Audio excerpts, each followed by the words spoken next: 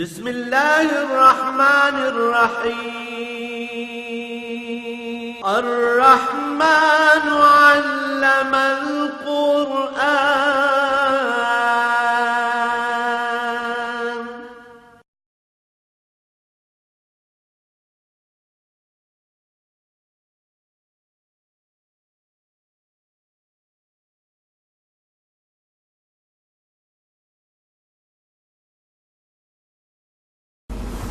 الحمد لله رب العالمين، والصلاة والسلام على حبيبه محمد وآله وصحبه أجمعين. أعوذ بالله من الشيطان الرجيم. بسم الله الرحمن الرحيم. إنما جزاء الذين يحاربون الله ورسوله ويسعون في الأرض فسادا أن يقتلوا أو يصلبوا أو تقطع أيديهم وأرجلهم من خلاف أو ينفوا من الأرض ذلك لهم خزي في الدنيا ولهم في الآخرة عذاب عظيم.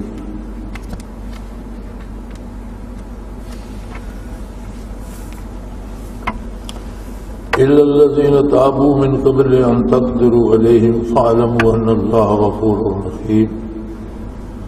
اللهم سبحانك لا علم لنا إلا ما علمتنا إنك أنت العليم الحكيم. مولاي صل وسلم دائما أبدا على حبيبك خير الخلق كلهم.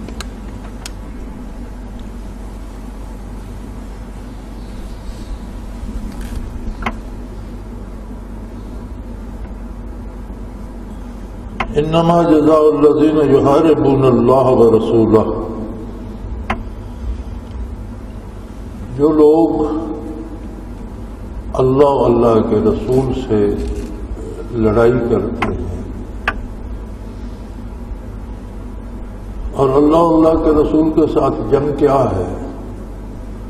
بندہ مشت غبار اللہ سے کیسے لڑے گا؟ فرمایا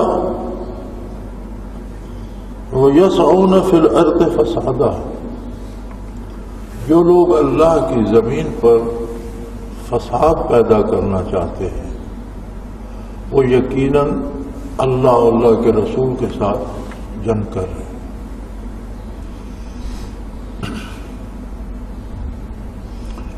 انسانی مزاج ایسا ہے کہ یہ اپنے ہر کام کے لیے جواز تراشتا رہتا ہے۔ ہر آدمی جو خود کرتا ہے اسے صحیح سمجھتا ہے، جو دوسرا کرتا ہے اسے فساد کہتا ہے۔ تو اس طرح سے تو یہ متعین کرنا ممکن نہیں رہے گا کہ کون حق پر ہے اور کون حق پر نہیں ہے۔ یاد رکھیں، معیار حق اللہ کا کلام اور اللہ کا رسول ہے صلی اللہ علیہ وآلہ وسلم۔ جس کام کو رسول اللہ صلی اللہ علیہ وآلہ وسلم نے فساد کہا ہے وہ فساد ہے، جسے حضور نے حق کہا ہے وہ حق ہے۔ لہذا جو بھی احکام شریعت کی خلاف ورزی کرے گا وہ فساد کرنے والا ہے۔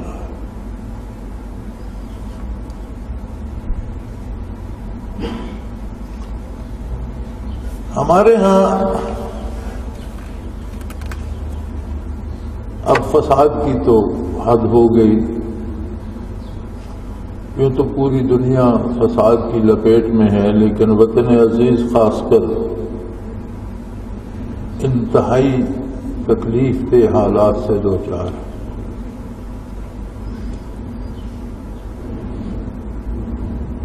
اب سمجھ نہیں آتی کہ ملک کے اندر جنگ چھڑی ہوئی ہے، اپنی فوج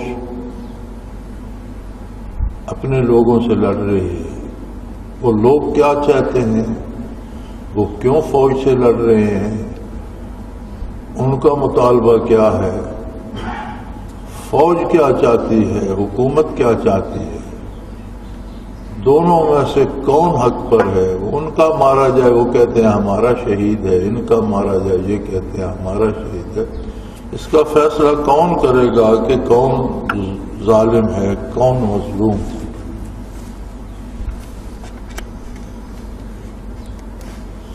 یہ بھی ایک بات یاد رکھنے کے قابل ہے کہ جب فساد ہوتا ہے، لڑائی ہوتی ہے، تو بہت سے لوگ لوٹ مار کے لیے یا اپنے ذاتی مفادات کے لیے اس میں شامل ہو جاتے ہیں۔ اس کی ذمہ داری بھی ان لوگوں پہ عائد ہوتی ہے جو فساد پیدا کرتے ہیں، جو فساد شروع کرتے ہیں تو انہیں موقع ملتا ہے۔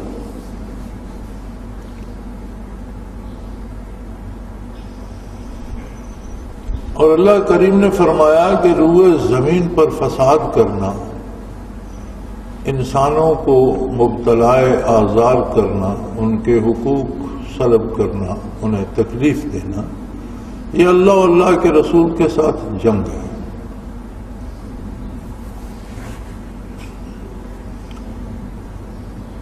ہم ایک عجیب صورتحال میں پھنسے ہوئے ہیں، اور ہماری حقیقت بھی کچھ عجیب سی ہے۔ اس ملک پر صدیوں بر صغیر پر مسلمان حکمرانوں نے حکومت کی، اور ایک اسلامی نظام حکومت اس میں رائج کیا گیا۔ اگرچہ ہمارے آج کے دانشور اس بات سے بڑے بھاگتے ہیں، ماننا نہیں چاہتے، لیکن یہ حقیقت ہے کہ اس عہد کے جو قوانین تھے وہ آج بھی فتاوی کی شکل میں موجود ہیں اور علماء اس پر فتوے دیتے ہیں۔ نظام تعلیم ایسا تھا کہ انگریز جب آئے اور انہوں نے جو رپورٹ دی خصوصاً مسلمانوں کے بارے، تو 87% سے زیادہ لوگ پڑھے لکھے تھے۔ مدارس ایسے تھے جنہیں جاگیریں ملی تھیں، ان کے اپنے بورڈ تھے، بچوں کی تعلیم مفت ہوتی تھی، کتابیں، لباس، خوراک تک مدارس سے انہیں ملتا تھا، اور عام آدمی سے لے کر حکمران تک کا بیٹا ایک ہی مدرسے میں پڑھا کرتے تھے۔ اور یہ جامعات تھیں۔ جامع جہاں جمعہ پڑھا جائے اس مسجد کو نہیں کہتے، جامع یونیورسٹی کو کہتے ہیں، جہاں دنیا کے سارے علوم پڑھائے جائیں اسے جامع کہتے ہیں۔ اب تو ہم نے ہر مسجد کو جامع بنا لی ہے نا، اس میں پڑھا جائے یا نہ پڑھا جائے۔ تو جامعات تھیں، انہی میں سے جرنیل بھی بن کر آتے، انہی میں سے ادیب اور مورخ اور شاعر اور سائنسدان بھی آتے تھے، انہی میں سے طبیب اور ڈاکٹر بھی آتے تھے، انہی میں سے کاروباری اور تاجر بھی پیدا ہوتے تھے، انہی مدارس میں سے علماء اور مفسر اور محدث اور فقیہ بھی پیدا ہوتے تھے۔ بہت خوبصورت نظام تعلیم تھا، نظام عدل تھا، معاشی نظام تھا۔ انگریزوں کی کونسل کے ممبر نے، لارڈ نے 1820 یا 22 میں جو تقریر کی برطانیہ کی کونسل میں، اس کی نقل میرے پاس موجود ہے۔ حالانکہ اس کے بعد مسلمانوں کے بعد یہاں پنجاب پہ سکھ قابض رہے، سکھا شاہی کا دور بھی رہا، اس کے باوجود وہ لکھتا ہے کہ میں نے ہندوستان کے بر صغیر کے مشرق و مغرب اور شمال و جنوب تک سفر کیا ہے، مجھے 2 بندے نظر نہیں آئے، میں نے کوئی گداگر نہیں دیکھا اور کوئی چور نہیں دیکھا۔ لوگ اپنی روزی میں ایسے خود کفیل ہیں کہ کوئی چور نہیں دیکھا میں نے اور کوئی مانگنے والا نہیں دیکھا۔ اس کے الفاظ ہیں، I have seen no beggar and no thief۔ آگے وہ کہتے ہیں کہ ایسی قوم پر اور اتنی خوشحال قوم پر حکومت کرنا اور انہیں غلام بنانا یہ آسان کام نہیں ہے۔ اگر ہمیں انہیں غلام بنانا ہے تو ہمیں سب سے پہلے ان کا نظام تبدیل جو ہے، تعلیم جو ہے وہ تبدیل کرنا ہوگا، جو ان کی ریڑھ کی ہڈی ہے، اور ایسا نظام تعلیم دینا ہوگا جو ان کی نظروں میں ہمارے طور طریقوں کو بڑا عالی شان بتائے، اور جو ان کے اپنے آباء و اجداد کے اور شرعی اور اسلامی طریقے آ رہے ہیں ان کو کمتر کر دے۔ یہ ہمارے جیسا بننے میں فخر محسوس کریں اور مسلمانوں جیسا نظر آنے میں انہیں شرم آئے۔ اگر یہ کر لیا ہم نے تو پھر یہ قوم ہماری غلام ہو جائے۔ چنانچہ انہوں نے اپنا نظام تعلیم بنایا، معیشت میں انہوں نے بنیاد سود پر رکھی اور بینک شروع کیے اور سودی نظام شروع کر دیا۔ اسی طرح انہوں نے عدالتی نظام سارا وہ شرعی جو تھا اسے بدل کر اپنے طور طریقے شروع کیے جو غلاموں سے سلوک کیا جاتا ہے۔ اسی طرح کی انہوں نے فوج بنائی جو شاہ کی وفادار ہو، سیاہ و سفید، حق و باطل نہ دیکھے، اور 1 صدی تک وہ حکومت کرتے رہے اسی نظام کے تحت۔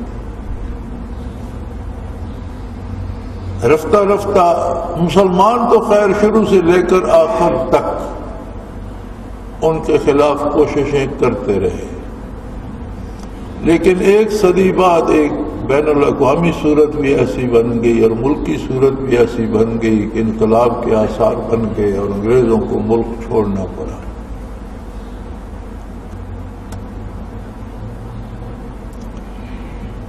کہا یہ جاتا ہے کہ انگریز چلے گئے ہم آزاد ہو گئے،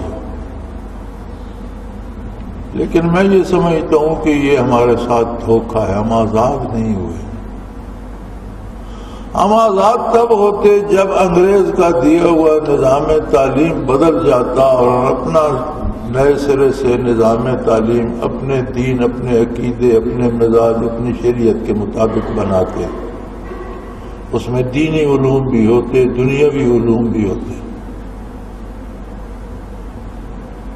آزاد ہم تب ہوتے جب ہم اپنی عدلیہ بناتے جو ہمارے مزاج اور ہمارے عقیدے اور ایمان کے مطابق فیصلے کرتے۔ آزاد ہم تب ہوتے جب ہم اپنا معاشی نظام بناتے جو سود سے پاک ہوتا اور حلال طریقوں پہ ہوتا۔ ہوا یہ کہ انگریز کے جانے کے بعد سب کچھ وہی رہا اور ابھی تک سب کچھ وہی ہے،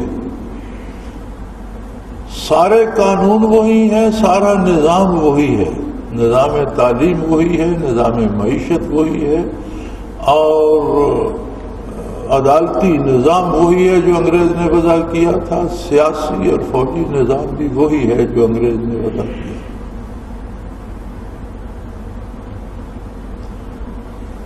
یعنی بیڑیاں بھی پاؤں میں وہی ہیں، ہاتھوں میں ہتھکڑیاں بھی وہی ہیں، گلے میں توق بھی وہی ہے۔ ہوا یہ کہ انگریز چلا گیا اور وطن عزیز کے رہنے والے کچھ لوگ جو انگریزوں کے خدمت گزار تھے اور نواب اور نواب زادے اور سر اور خان بہادر اور جاگیریں مل گئی انہیں، اور وہ انگریز جاتے جاتے وہ زنجیر ان کے ہاتھ میں پکڑا گیا، قوم ویسے ہی اسی غلامی کی زنجیروں میں جکڑی ہوئی۔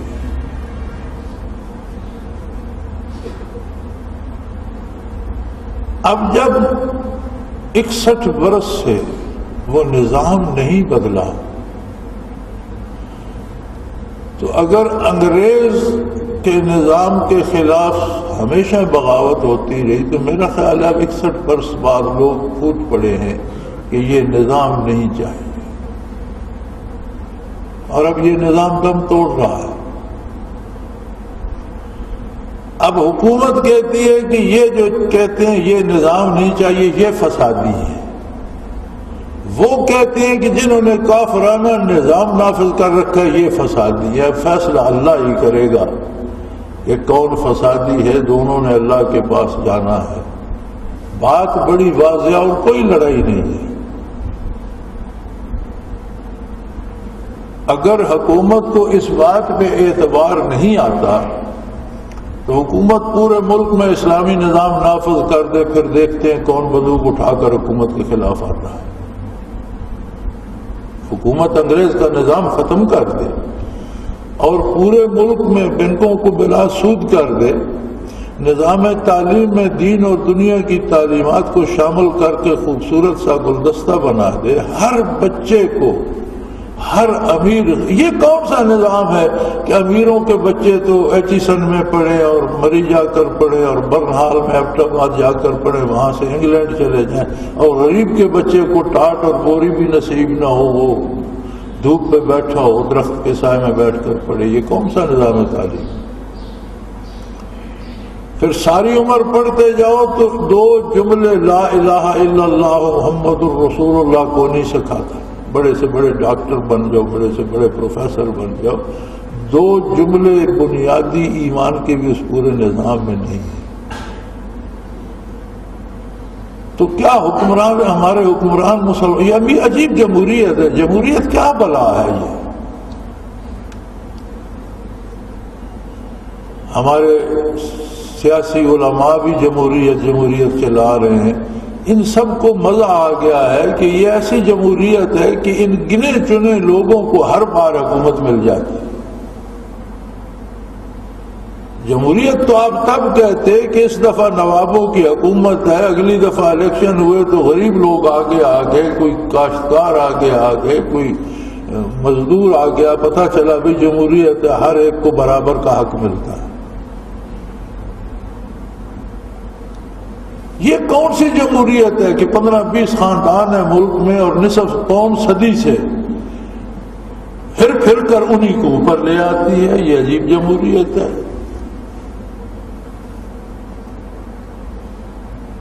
تو یہ سارا ایک دھوکہ ہے، ایک پورے ملک اور پوری قوم کے ساتھ فراڈ ہے. اگر یہی نظام رہنا تھا تو یہ یہاں سے بہتر ہندوستان میں رائج ہے، پھر پاکستان بنانے کی ضرورت کیا تھی؟ کروڑوں لوگوں کو راستوں میں شہید کرانے کی کیا ضرورت تھی؟ لاکھوں گھروں کو اجاڑنے کی کیا ضرورت تھی؟ لاکھوں بہو بیٹیوں کی عزت پامال کرنے کی کیا ضرورت تھی؟ یہ نظام جو پاکستان میں ہے یہ ہندوستان میں پاکستان سے بہتر چل رہا ہے. تو پھر پاکستان بنانے کی ضرورت کیا تھی؟ اگر اسی نظام میں رہنا تھا تو سب ایک جگہ رہتے.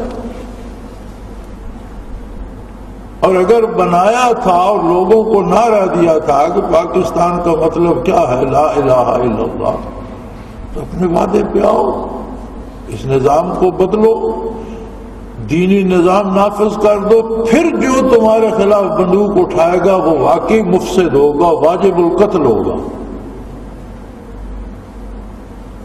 لیکن اگر کوئی کہتا ہے کہ اسلام نافذ کرو، آپ اس پہ گولی چلاتے ہیں، جواب میں وہ بھی گولی چلاتا ہے، تو ہم اس کے جج نہیں ہیں. اس کا انصاف اللہ کریم کرے گا کہ کون خلوص سے اسلام کی خاطر لڑ رہا ہے اور کون پورے خلوص سے کافرانہ نظام کو جاری رکھنے کے لیے لڑ رہا ہے. یہ فیصلہ رب العالمین ہی کرے گا. ہم اس حیثیت میں نہیں ہیں کہ اس کے فیصلے. تو فساد فی الارض ہوتا ہے انسان کے وہ حقوق جو اللہ نے اسے دیے ہیں. اللہ نے ہر انسان کو حق دیا ہے، وہ مومن ہے یا کافر. کیا کافر کی روزی اللہ نے بند کر دی ہے؟ کیا کافر اس فضا میں سانس نہیں لیتا؟ کیا اللہ کا سورج کافر کو اپنی روشنی نہیں پہنچاتا؟ کیا اللہ کی دی ہوئی روزی کافر نہیں کھا رہا؟ اس نے انسان کو مہلت دی ہے، فرصت دی ہے، کائنات اس کے سامنے بچھا دی ہے کہ وَخَلَقَ لَكُم مَّا فِي الْأَرْضِ جَمِيعًا، روئے زمین کو میں نے نعمتوں سے تمہارے لیے بھر دیا ہے. اب میرا مطالبہ صرف یہ ہے کہ یہ سب کچھ میرا ہے، میرے بتائے ہوئے طریقے کے مطابق اسے استعمال کرو، میری عظمت کے اور میری توحید کے قائل رہو اور میرا شکر ادا کرو۔ بات ختم ہو گئی، اتنی سی بات ہے۔ اب یہ ہر بندہ اپنے دل میں خود فیصلہ کر سکتا ہے کہ کوئی جو مطالبہ کرتا ہے کہ اسلام نافذ کیا جائے وہ فساد کر رہا ہے، یا جو یہ کہتا ہے کہ نہیں یہی انگریزی نظام تمہارے گلے میں پھنسائے رکھیں گے وہ فساد کر رہا ہے۔ یہ بڑی عجیب صورتحال ہے۔ اور پھر جب جنگ کی صورتحال بنتی ہے تو اس میں بے شمار چور اچکے ڈاکو ہر قسم کے لوگ، کوئی اپنی دشمنی کا بدلہ لینے کے لیے کسی کو قتل کر رہا ہے، کوئی پیسے چھیننے کے لیے کر رہا ہے، کوئی چوری کے لیے کر رہا ہے، تو اس سارے کا جواب بھی ان لوگوں کو دینا پڑے گا آخرت کو جنہوں نے فساد شروع کیا۔ اللہ کریم نے اپنے نظام عدل میں دو طرح کی سزائیں رکھی ہیں۔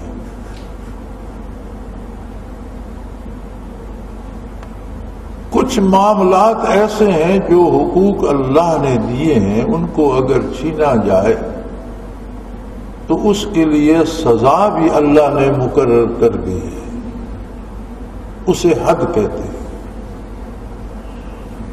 کچھ معاملات ایسے ہیں جو لوگوں کے آپس میں ایک دوسرے کے ساتھ ہیں، اگر ان میں زیادتی کی جائے تو اس کی سزا اللہ کریم نے قاضی یا جج یا منصف کی ثوابدید پہ چھوڑ دی ہے، اسے تعزیر کہتے ہیں۔ شریعت میں دو طرح کی سزائیں ہیں، حدود اور تعزیرات۔ حدود وہاں ہیں جب بندے کو جو حق اللہ نے دیا ہے وہ چھینا جائے تو حد جاری ہوگی، اس کے لیے قاضی یا منصف یا جج صرف شہادت جمع کرے گا، گواہیاں لے گا، اگر جرم ثابت ہو گیا تو سزا وہ اپنی طرف سے نہیں دے سکتا، سزا اللہ نے مقرر کر دیا۔ جیسے اللہ نے جینے کا حق دیا ہر بندے کو، کافر کو بھی مومن کو۔ کوئی ناحق کسی کو قتل کر دے گا تو اسے قتل کیا جائے گا، یہ اللہ نے اس پر حد جاری کر دی کہ قتل کرنے والے کو قتل کیا۔ اسی طرح سے کوئی ڈاکہ کرتا ہے، کسی سے مال زبردستی چھینتا ہے، اس کی سزا مقرر کر دی کہ ایک طرف سے ہاتھ دوسری طرف سے پاؤں کاٹ دیا۔ کوئی چوری کرتا ہے، اس کو مال اللہ نے دیا ہے، اس کا حق ہے مال رکھنا، اللہ نے منع کیا ہے، وہ نہیں رہتا، اللہ نے سزا مقرر کر دی کہ چور کا ہاتھ کاٹ دیا جائے۔ یہ حدود ہے۔ اسی طرح کوئی ناجائز کسی کی عزت سے کھیلتا ہے، اس کے لیے سنسار کرنے کی سزا مقرر کر دی۔ اب زندہ رہنے کا حق ہر شخص کو اللہ نے دیا ہے، مومن ہے یا کافر، بغیر شرعی حکم کے کوئی شخص کسی کافر کو بھی قتل کرنے کا مجاز نہیں۔ ہاں، اللہ جس نے جان دی ہے وہ واپس لے سکتا۔ دوسرا حق اللہ نے دیا ہر شخص کو عقیدہ رکھنے کا، وہ ایمان لائے اللہ اسے قبول فرماتا ہے، نہ لائے تو حساب آخرت میں ہوگا۔ میں اور آپ کسی کی گردن پر چھری رکھ کر نہیں کہہ سکتے کہ کلمہ پڑھو ورنہ گردن کاٹ دیں گے، یہ اس کا اور اللہ کا معاملہ۔ یہ جو زندہ رہنے کا حق ہے، اس کی تفصیل کی جائے تو اس میں زندگی کی ہر ضرورت آ جاتی ہے۔ زندہ رہنے کا حق ہے تو اس کے مال کی حفاظت کا بھی حق ہے، زندہ رہنے کا حق ہے تو اس کی آبرو کی حفاظت کا بھی اسے حق حاصل ہے، زندہ رہنے کا حق ہے تو اس کے لیے روزگار کے مواقع کا بھی اسے حق حاصل ہے، زندہ رہنے کا حق ہے تو اس کے بچوں کی تعلیم کا بھی حق ہے اسے کہ حکومت ان کا انتظام کرے، زندہ رہنے کا حق ہے تو اس کی بیماری کے علاج کے لیے بھی اس کا حق بنتا ہے کہ اس کا اہتمام، اور یہ بغیر مومن و کافر کی تفریق کے ہوگا۔ ہر شہری مومن ہے یا کافر، اس کی جان کی ضمانت دی جائے، اس کے مال کی ضمانت دی جائے، اس کی آبرو کی ضمانت دی جائے، اس کے بیماروں کے علاج کی ضمانت دی جائے، اس کے روزگار کی ضمانت دی جائے، اس کے بچوں کی تعلیم کی ضمانت دی جائے۔ یہ حکومت کی ذمہ داری ہے۔ اگر ان حقوق کو کوئی اس سے چھینے گا تو وہ زمین پر فساد کرنے والا ہو۔ تو اللہ نے حدود مقرر کر دی۔ اب حدود میں بڑا جرم ہے قتل، لیکن مقتول کے ورثاء جو اس کی جائیداد لیتے ہیں، اس کا مال لیتے ہیں، اس کے بعد اس کے وارث بنتے ہیں، انہیں اللہ نے اس کے خون کا بھی وارث بنا دیا کہ وہ چاہیں تو قتل معاف کر سکتے ہیں یا خون بہا لے سکتے ہیں، لیکن اس کے باوجود قاضی کے پاس اختیار رہتا ہے، وہ قتل سے تو بچ جائے گا، بدلے میں قتل نہ ہوگا، لیکن قاضی کو یہ دیکھنا ہوگا کہ اس کے بالکل چھوڑ دینے سے دوبارہ فساد تو نہیں ہوگا۔ اگر ایسا خطرہ ہے تو اسے قید کر سکتا ہے یا ملک سے باہر نکال سکتا ہے، شہر بدر کر سکتا ہے، یہ قاضی کی ثوابدید پر۔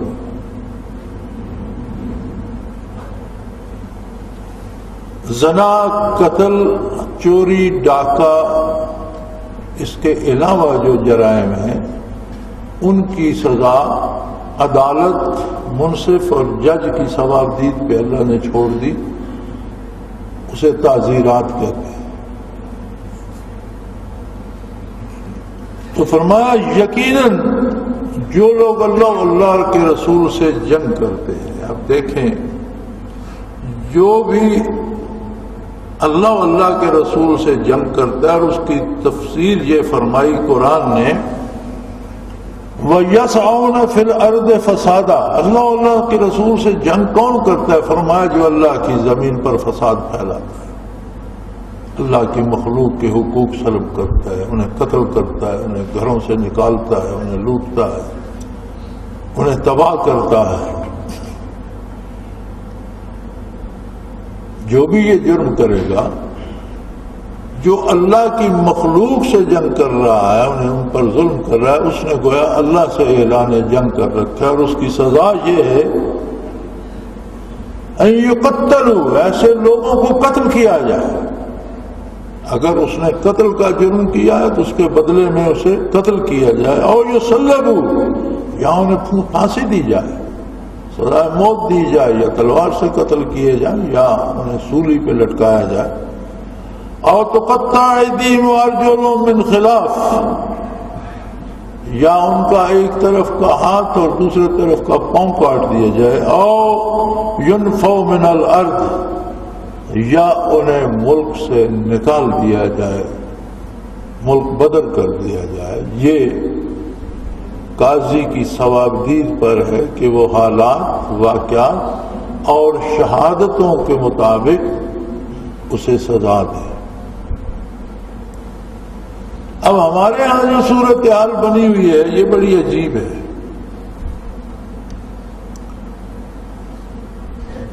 ایک تو افغانستان میں جب انقلاب آیا روس کے خلاف، تو جو جماعتیں روس کے خلاف لڑتی رہی تھی، جب روس چلا گیا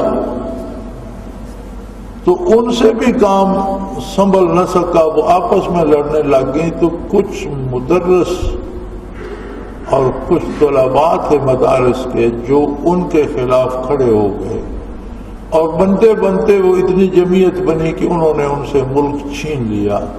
وہ چونکہ مدرسے کے طلباء اور مدرس تھے، ان کا نام پڑ گیا طالبان۔ تو طالبان ہی پشتوں میں طلباء کو ویسے ہی کہتے ہیں۔ انہوں نے کچھ عرصہ افغانستان پر حکومت کی۔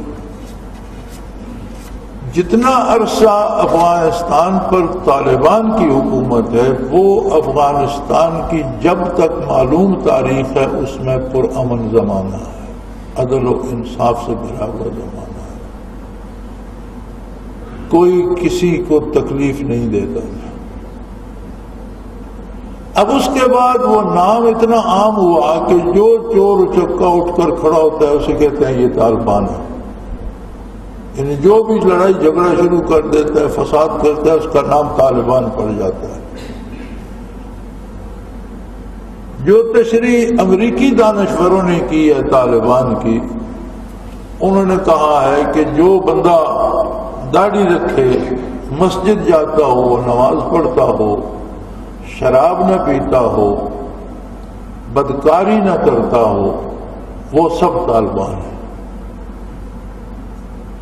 یہ امریکی تشریح ہے۔ امریکہ نے ایک کمیٹی بنائی تھی بڑے بڑے دانشوروں کی، جس نے 5-6 مہینے اس پہ ریسرچ کی، اس کے بعد وہ چھپی، وہ کتاب چھپی، اس میں موجود ہے کہ طالبان کون ہے اور کون فسادی ہے۔ انہوں نے کہا بھئی ایک تو یہ ہے کہ داڑھی رکھ لے، دوسرا یہ ہے کہ نماز پڑھتا ہو، حلال کھاتا ہو، شراب نہ پیتا ہو، عورتوں کے ساتھ بدکاری نہ کرتا ہو، سنیما نہ دیکھتا ہو، بے حیائی نہ کرتا ہو، اس طرح کی باتیں جو نہیں کرتا وہ سب طالبان۔ اس کا مطلب ہے کہ امریکی تشریح کے مطابق تو سارے مسلمان طالبان اور دہشت گرد ہیں۔ اب رہ گئی ہماری اپنی بات، ملک کی بات، حکومت کی بات۔ اب یہ بھی کہتے ہیں طالبان فسادی ہیں، ہم ان سے لڑ رہے ہیں، اور بڑی مزے کی بات ہے کہ کچھ مولوی حضرات انہیں آیات بھی نکال کر دیتے ہیں اور ان پر چسپاں کرتے رہتے ہیں۔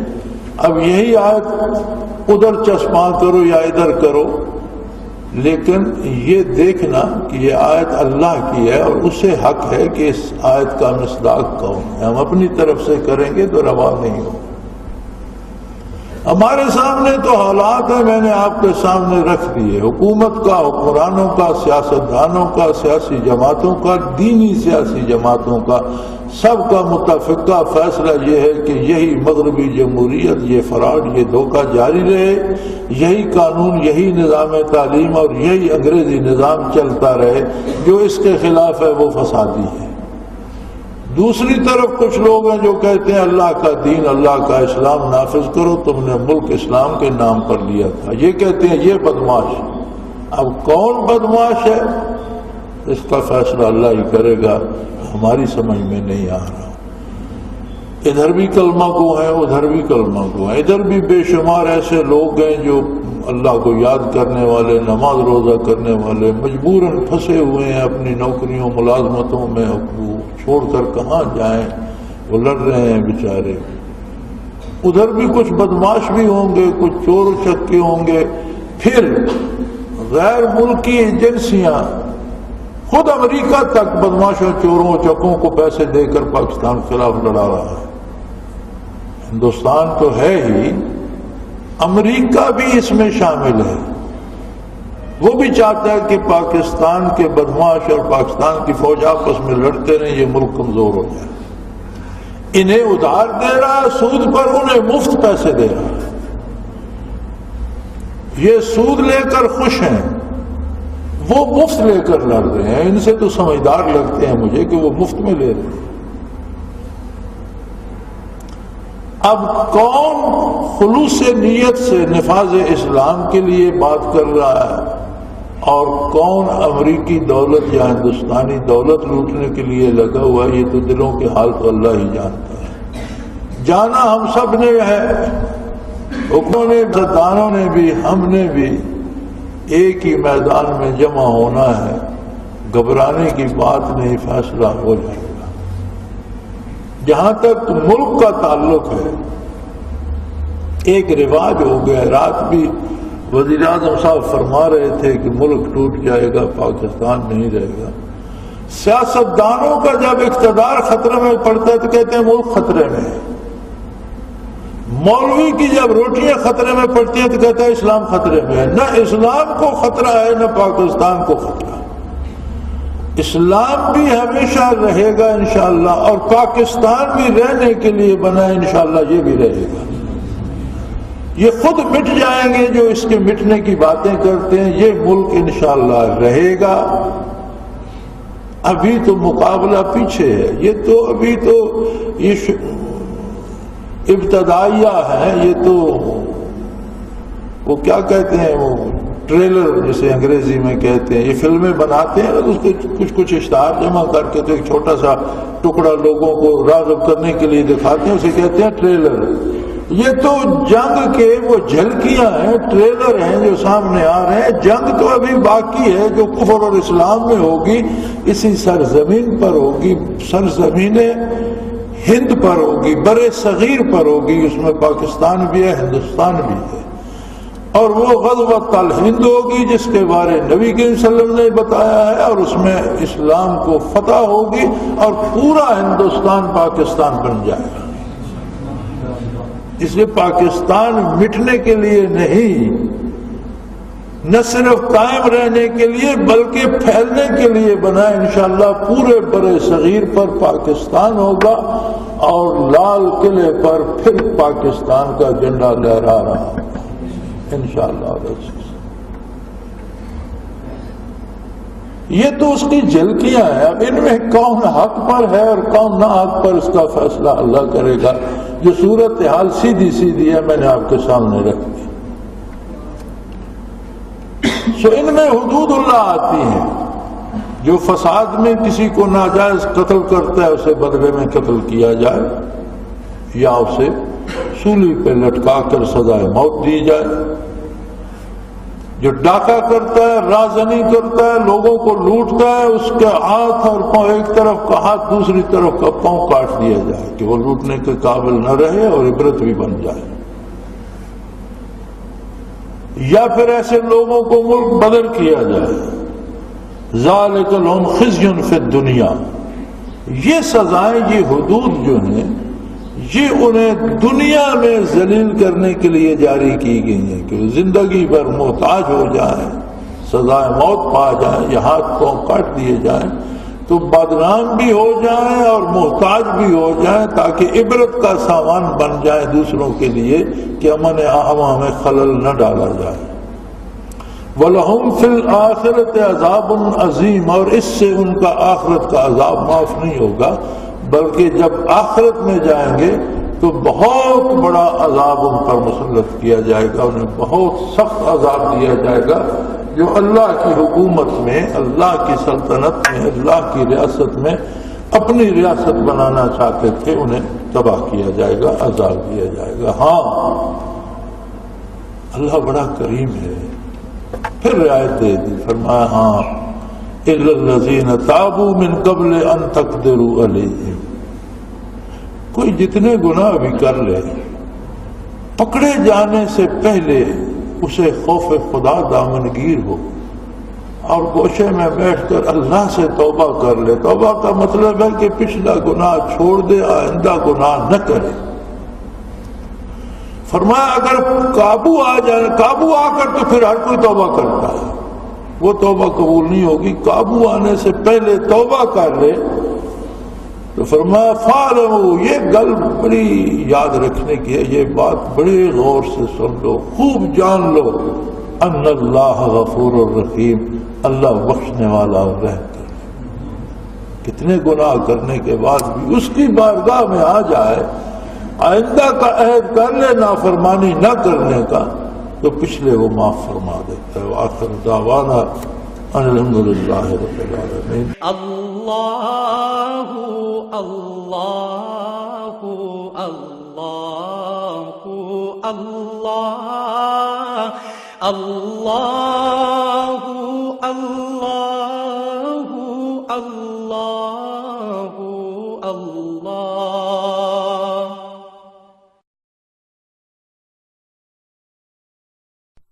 حضرت امیر محمد اکرم آوان مد ذلہ العالی دارالعرفان منارہ ضلع چکوال میں سالہ سال سے قرآن و حدیث کے اوپر خطابات کر رہے ہیں اور سلسلہ نقشبندیہ اویسیہ کے مطابق لوگوں کو ذکر الہی کی تربیت دے رہے ہیں۔ وہ قرآن پاک کی تفسیر ترتیب وار بیان کر رہے ہیں۔ تفسیر قرآن کو وہ موجودہ ملکی اور بین الاقوامی حالات کے مطابق بیان کرتے ہیں۔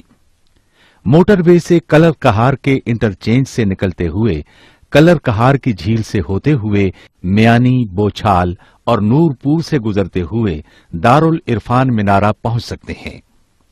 حضرت امیر محمد اکرم آوان نے بچیوں اور بچوں کی دینی اور دنیاوی تعلیم کے لیے سقارہ اکیڈمی کے نام سے ایک درسگاہ بھی قائم کی ہے، جس کا افتتاح ملک پاکستان کے صدر جنرل محمد ضیاء الحق نے اپنے دست مبارک سے کیا تھا۔ وہ تمام احباب جو اسلام کی طلب رکھتے ہیں ان سے گزارش ہے کہ دارل عرفان منارہ ضلع چکوال میں امیر محمد اکرم آبان صاحب کے خطابات سے مستفید ہوں۔ وہ ہر جمعے کو نماز سے پہلے بیان فرماتے ہیں۔ ہر ماہ کی پہلی اتوار کو ماہانہ اجتماع ہوتا ہے جس میں آپ خصوصی خطاب فرماتے ہیں اور پاکستان کے چاروں صوبوں سے احباب اس اجتماع میں شرکت کرتے ہیں۔ اس کے علاوہ یہاں سال میں 2 مرکزی اجتماعات بھی ہوتے ہیں، ایک رمضان المبارک میں اعتکاف کا اجتماع اور دوسرا جولائی اور اگست میں 40 دن کا اجتماع ہوتا ہے جس میں روحانی تربیت کی جاتی ہے۔ اپنا خون سیماب دے کر اتنا ہم کر جائیں گے، نام آقا کا چمن میں پھر رقم کر جائیں گے۔